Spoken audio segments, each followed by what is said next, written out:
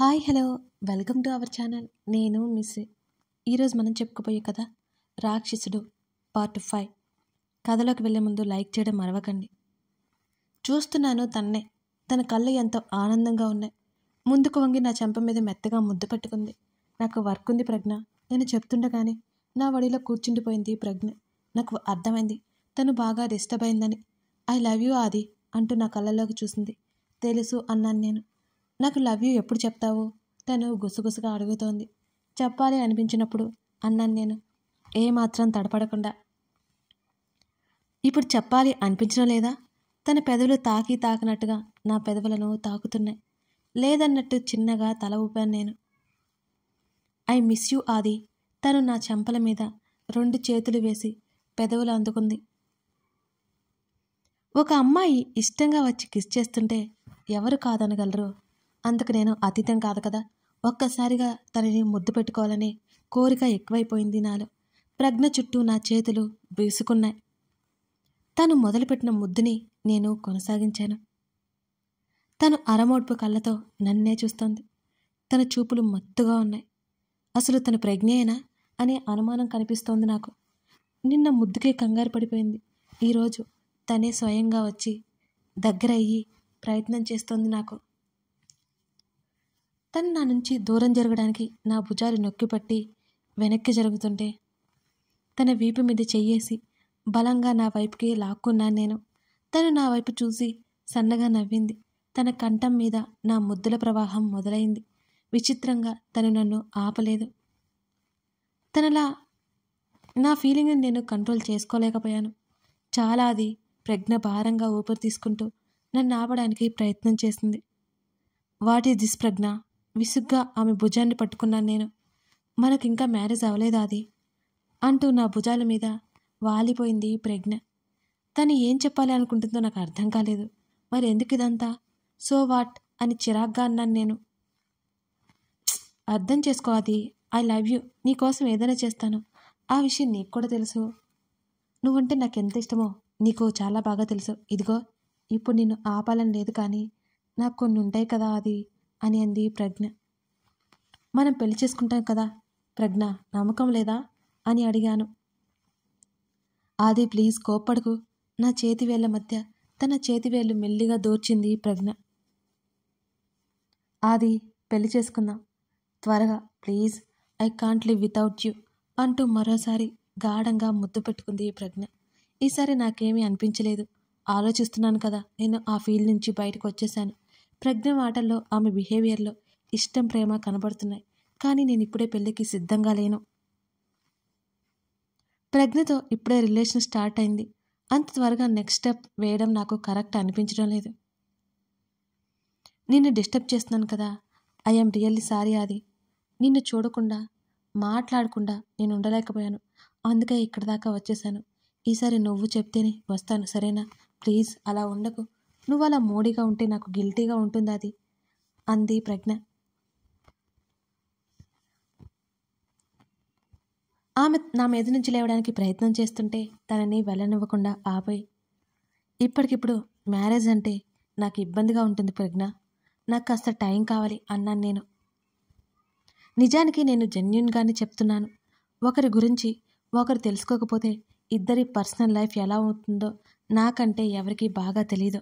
నేను ఆల్రెడీ అనుభవిస్తున్నాను. ప్రజ్ఞ నా తలని తనకి హత్తుకుంది. ఆది మృదుగా పిలిచింది. చెప్పు అన్నాను. నీకు అర్థం కావట్లేదా అని అడుగుతోంది.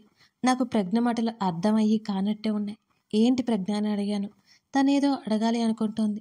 ఆది ప్లీజ్ మనం పెళ్లి చేసుకుందాం అని అడిగింది ప్రజ్ఞ. నేను ఆలోచించుకొని చెప్తాను ప్రజ్ఞ. నేను ఆలోచిస్తానన్నది నేను పెళ్లి చేసుకోవడం గురించి కాదు, ఎప్పుడు పెళ్లి చేసుకోవాలి అని దాని గురించి. ఇప్పుడైతే నువ్వు వెళ్ళు, తర్వాత కలుద్దాం అంటూ తనని నా నుంచి దూరం జరిపాను. తను నా మీద నుంచి లేచి నిలబడింది నా పక్కనే. ఐఎమ్ రియల్లీ సారీ ఆది. నా ఫీలింగ్ నేను కంట్రోల్ చేసుకోలేక నీ ముందు బయట పెట్టాల్సి వచ్చింది. నేను ఇలా అడిగి ఉండకూడదు. ప్లీజ్ డిస్టర్బ్ అవ్వకు. తను చిన్నగా నవ్వుతూనే చెప్పింది. నీ గురించి నాకు తెలుసు కదా, డోంట్ వర్రీ అని నేను అనగానే, థ్యాంక్ యూ సో మచ్ ఆది. నీ వర్క్ డిస్టర్బ్ అయినట్టుంది. సీ యూ సూన్ అని అంది ప్రజ్ఞ. నేను తలూపాను. తను వెళ్ళిపోయింది నా దగ్గర నుంచి. తనేదో డిస్టర్బ్ అయ్యి ఇలా మాట్లాడుతుందనిపించింది నాకు. నాకెప్పుడు ప్రజ్ఞ మీద కోపం చూపించాలని అనిపించేది కాదు. బికాజ్ ఆమె సెన్సిటివ్ అని నాకు తెలుసు. ఆమె నాకు తగ్గట్టుగా నడుచుకుంటుంది కూడా. కానీ ఈరోజు ఎందుకో తెలియని అసహనం కలుగుతోంది నాకు. ప్రజ్ఞ మనసులో పెళ్లి గురించి ఆలోచనలు వస్తున్నాయి, కానీ నాకు ఇప్పుడే పెళ్లి చేసుకోవాలని లేదు. ఇంకా నేను చేయాల్సినవి కొన్ని ఉన్నాయి. నాకంటూ గుర్తింపు సంపాదించుకోవాలి. ఆ తర్వాతే పెళ్లి, ఫ్యామిలీ అనేది నా అభిప్రాయం. సార్, లోపలికి రావచ్చా? సాక్షి పిలుపు అనుకుంటా నాకు వినిపించింది. Yes, come in. నేను గంభీరంగా చెప్పగానే తను లోపలికొచ్చింది. తన ముఖానికి ఫైల్ అడ్డు పెట్టుకుని వెంటనే కళ్ళు మాత్రమే కనిపించేలా ఆ ఫైల్ కిందకి దించి నన్నే చూస్తోంది. తన వైపు కళ్ళు చిన్నవి చేసి సీరియస్గా చూశాను నేను. ఇప్పుడు సాక్షి కథనం. లంచ్ టైంలో మీటింగ్ ఉంది. అది చాలా ముఖ్యమైనది. దాని గురించి మా బాస్ గారితో చెప్పాలి నేను. కానీ ఆయన గారి రూమ్లో ప్రజ్ఞ ఉంది. నేనేం చేయాలి? నాకు అర్థం కాలేదు. నేను ఎలా వెళ్ళాలి?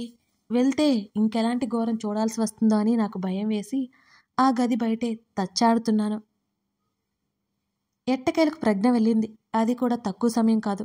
దాదాపు అరగంట పైనే లోపల ఉంది ప్రజ్ఞ. ఆమె అటు వెళ్ళగానే నేను ఇటు ఊడిపడ్డాను అతని క్యాబిన్లోకి. అసలు ఈ బాస్ గారితో ఎలా మాట్లాడాలో నాకైతే అర్థం కాలేదు. బాగా భయం వేస్తోంది. కానీ తప్పదు కదా. నాకు కూడు పెడుతున్నా కాదు ఇక మీదట కూడు పెట్టబోయేది ఇతనే కాబట్టి ఇతనితో చాలా గౌరవంగా మర్యాదగా ప్రవర్తించాలి అని నేను డిసైడ్ అయిపోయాను. నేనేం సైలెంట్ ఇన్నోసెంట్ కాదు. I am intelligent girl, violent girl.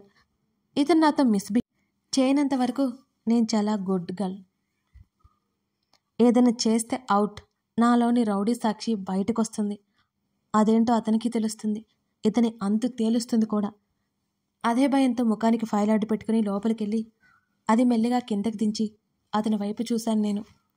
ఇప్పుడు నేనేం చేశానని నా వైపు కొట్టేలా చూస్తున్నాడు ఇతరు.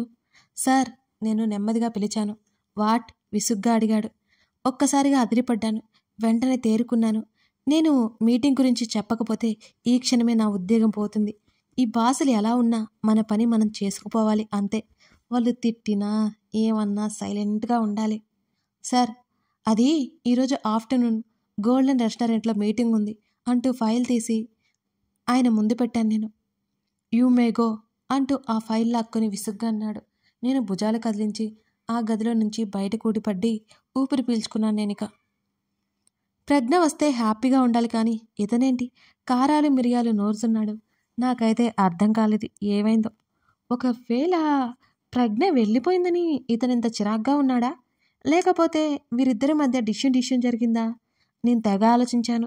నా ఆలోచనలో నేనుండగానే నా ఇన్నర్ నా తల మీద ఒక్కటిచ్చి పారిపోయిందిక. ఇవన్నీ నాకు అవసరమా? వచ్చిన పని ఏదో చూసి వెళ్ళిపోవడం అంతే కదా. అదే అనుకున్నాను. ఆయన గారి మీటింగ్కి వెళ్తూ నన్ను కూడా రమ్మంటారేమోనని భయపడి చచ్చాను. కానీ నన్ను పిలవలేదు. హమ్మయ్య అనుకున్నాను. ఆ రోజు రాత్రి కూడా డిన్నర్లో మరో మీటింగ్ ఉంది. ఆ విషయం నేను అతనికి క్లియర్గా చెప్పాను. ఆ విషయాలు సాయంత్రం ఇంటికి వెళ్ళేటప్పుడు మాట్లాడాను నేను. దీనికి కూడా నన్ను పిలవలేదు. హమ్మయ్య అనుకున్నాను.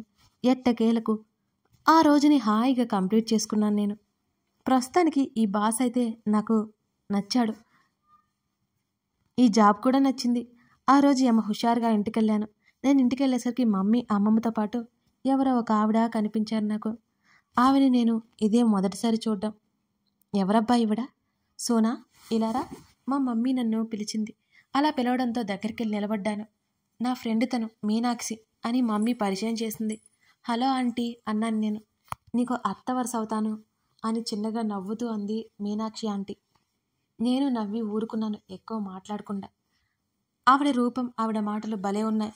ఇప్పుడే ఇలా ఉందంటే యంగేజ్లో ఇంకెంత అందంగా ఉంటుందో అనిపించింది నాకు. నిజం చెప్పాలంటే నాకంటే అందంగా ఉన్నట్టుంది. ఆఫీస్ నుంచి ఇంటికి వస్తున్నావంట కదా, మీ మమ్మీ చెప్పింది. అలసిపోయి ఉంటావు, వెళ్ళి ఫ్రెష్ అయ్యి రాపో అని మీనాక్షి ఆంటీ నాతో అన్నది. అయ్యో ఆంటీ, నా పేరు సోనా కాదు, సాక్షి అని చెప్పాను నేను నవ్వుతూ. వెంటనే ఆంటీ ఆశ్చర్యంగా మమ్మీ వైపు చూసింది. మమ్మీ ఆంటీ వైపు చూసి చిన్నగా నవ్వింది. ఇదంతా ఎందుకో నాకైతే అసలు అర్థమే కాలేదు. నీ పేరు చాలా బాగుంది, నీలానే ఉంది, అందంగా ఉంది అని ఆంటీ అనగానే నవ్వేశాను. మరో 2-3 నిమిషాలు మాట్లాడి అక్కడి నుంచి గదిలోకి వచ్చేసాను. నేను ఇక అక్కడ ఉండలేదు. నేను ఫ్రెష్ అయ్యి బయటకు వచ్చేసరికి ఆంటీ వెళ్ళిపోయినట్టున్నారు. ఆంటీ గురించి ఇక ఇంట్లో ఎవరు మాట్లాడలేదు. నేను ఇక ఆవిడ నాకు సరిగ్గా తెలియదు కాబట్టి మాట్లాడలేదు, పట్టించుకోలేదు. ఆ రోజు జరిగినవన్నీ మమ్మీతో చెప్పి మమ్మీ ఒడిలో తల పెట్టుకుని పడుకున్నాను నేను. మమ్మీ దేని గురించో ఆలోచించడం తెలిసినా తను చెప్పే వరకు నేను ఇబ్బంది పెట్టాలి అనుకోలేదు. అనుకోను కూడా. ఎప్పుడూ నాకంటే ఎక్కువ అల్లరి చేసే అమ్మమ్మ కూడా ఈరోజు మౌనంగా ఉంది. ఏమైందబ్బా వీళ్ళిద్దరికీ? అమ్మమ్మ తర్వాత అయినా నాతో చెప్పకుండా ఉండదు, తప్పక చెప్తుంది అనుకుని నిద్రలోకి జారుకున్నాను నేను. ఇప్పుడు ఆదిల్ కథనం. ప్రజ్ఞ మాట్లాడి వెళ్ళిన తర్వాత నాలో ఏదో చిరాకు. అదంతా సాక్షి మీద చూపించేశాను నేను. ఆ అమ్మాయి పట్టించుకోలేదు అనుకుంటా. మామూలుగా మీటింగ్ టైం చెప్పేసి ఆ మీటింగ్ ఉందని చెప్పేసి వెళ్ళిపోయింది. తనని మీటింగ్కి ఎక్కడ రమ్మంటానని కంగారు పడ్డా నాకు తెలుస్తూనే ఉంది. నేను రానవసరం లేదు అనగానే ఆమె ముఖంలో నిశ్చింత స్పష్టంగా కనిపిస్తోంది. నైట్ మీటింగ్ కంప్లీట్ చేసుకుని టైం చూసేసరికి 10 గంటలైపోయింది అప్పటికే. సరిగ్గా అదే సమయంలో డాడ్ కాల్ చేశారు. నేను కార్ని డాడ్ ఇంటి వైపుకి తిప్పేశాను. నేను ఇంటికి రాలేనందుకు మార్నింగ్ సారీ చెప్పాను మమ్మీకి. నేను వెళ్ళేసరికి డాడ్ నా కోసం ఎదురు చూస్తున్నారు. నేను వెళ్ళగానే హత్తుకున్నారు నన్ను. అప్పా అన్నాను. ఆది, డిన్నర్ చేశావా అని అడిగారు. హా డాడ్, కమ్ అంటూ నాతో పాటు గదిలోకి తీసుకువెళ్ళిపోయారు ఆయన. ఎనీథింగ్ సీరియస్ డాడ్ అని అడిగాను. కుచ్ నహీ హై అని అన్నారు. జూట్ అన్నాను నేను సీరియస్గా. అది మీ మమ్మీ, నువ్వు నాతోనే ఉండిపోండి. 4 క్షణాల తర్వాత మాట్లాడారు డాడీ. ఇట్స్ ఇంపాసిబుల్ అప్పా, అది మీకు కూడా తెలుసు అన్నాను నేను. మీ ఇద్దరూ లేకుండా నా వల్ల కావట్లేదు అది అని అన్నారు దిగులుగా అప్ప. డాడ్, మీరు విడిపోయారు. మీకు అమ్మీతో కలిసి ఉండాలని ఉంది, కానీ తనకు లేదు కదా. మీ ఇద్దరికి నచ్చినప్పుడు విడిపోయారు. మీ ఇద్దరికి నచ్చినప్పుడు కలవాలి అంటే కుదరదు. తన వైపు ఆలోచన లేనప్పుడు మీరు అమ్మీని ఇబ్బంది పెట్టడం నాకు నచ్చలేదు అన్నాను నేను సూటిగా డాడ్నే చూస్తూ. అది నా పొరపాటు. ఇప్పుడు తప్పు తెలుసుకున్నాను. ఆయన ఏదో చెప్పబోయారు. డాడ్, మీరు నా హీరో. మీరంటే నాకు ఎంతో ఇష్టం, ఎంతో అభిమానం అంటూ 2 క్షణాలు ఆగి, చాలా సంవత్సరాల తర్వాత ఇప్పుడంటే కష్టం డాడ్. ఇప్పటికీ చాలా లేట్ అయిపోయింది. అమ్మీ మీ మాట కూడా భరించే స్టేజ్లో లేదు. నాకు మీ ఇద్దరు ఈక్వల్. మీ ఇద్దరు హ్యాపీగా ఉండాలి. ఒకరి వల్ల మరొకరు డిస్టర్బ్ అవ్వడం నాకు ఇష్టం లేదు. ఇంకోసారి ఈ టాపిక్ మన మధ్య వద్దు డాడ్ అని చెప్పాను నేను. నాకే తెలియకుండా సీరియస్గా మాట్లాడేస్తున్నాను. నాకు తెలియనప్పుడు డాడ్ అని పిలిచేస్తుంటాను. నేను సీరియస్గా ఉన్నానని ఆయనకి అర్థమై ఉంటుంది పాటికి. నాకు 10 ఏళ్ళప్పుడే ఇద్దరు విడిపోయారు. నిజానికి అమ్మీ వద్దని డాడ్ డివోర్స్ ప్రపోజల్ చేశారు. కలిసి ఉండి బాధపడ్డం కంటే విడిపోవడం బెటర్ అన్నారు. అమ్మీ సంతకం పెట్టేసింది డివోర్స్ పేపర్స్ మీద. అమ్మీ మనసులో ఏముందో ఇప్పటికీ నాకు అర్థం కాదు. డాడ్కి నన్ను దూరం చేయాలని అమ్మీ అనుకోలేదు. అమ్మకి దూరం చేయాలని డాడ్ ఎప్పుడూ అనుకోలేదు. వారిద్దరూ విడివిడిగా కలిసి ప్రేమను పంచారు. నేను కూడా ఇద్దరికి విడివిడిగా ప్రేమను పంచాల్సి వచ్చింది. అందుకే ప్రజ్ఞతో పెళ్ళి అనగానే నాకెందుకో ఇన్సెక్యూర్ ఫీలింగ్ కలుగుతూ ఉంటుంది. వాళ్ళని తలుచుకుంటుంటే నాకు అక్కడి నుంచి వెళ్ళిపోవాలని ఉన్నా అప్ప బాధపడతారని వెళ్ళలేకపోయాను నేను. రాత్రి అక్కడే నిద్రకి ఉపక్రమించాను. ప్రజ్ఞ పెళ్ళి ఆలోచనలో నన్ను చుట్టుముడుతున్నాయి. కథ కొనసాగుతోంది. ఇదన్నమాట. సాక్షి ఏమో అతని ఆఫీసులో చేరింది. మరోవైపు అతనేమో ప్రజ్ఞతో ప్రేమ బంధంలో చిక్కుకుని ఉన్నాడు. ఇప్పుడు ఆది ప్రజ్ఞను పెళ్లి చేసుకుంటాడా లేదా? సాక్షితో అతని ప్రేమ ఎలా మొదలవుతుంది? ఇవన్నీ తెలుసుకోవాలంటే మీరు కథని చూడాల్సిందే. మీకు తప్పకుండా నచ్చుతుంది. Thank you.